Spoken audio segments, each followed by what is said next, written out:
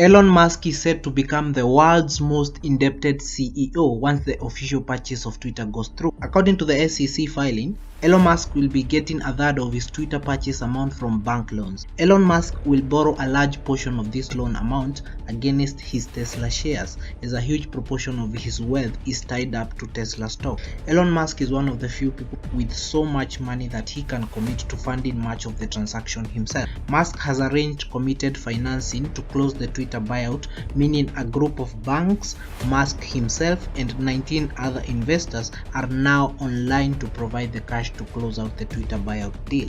According to the Washington Post, the current Twitter buyout deal put forward by Elon Musk includes 13 billion of commitments from banks for loans to Twitter to support the deal, $6.25 billion in loan commitments backed by Tesla stock pledged by Elon Musk in what's known as a margin loan.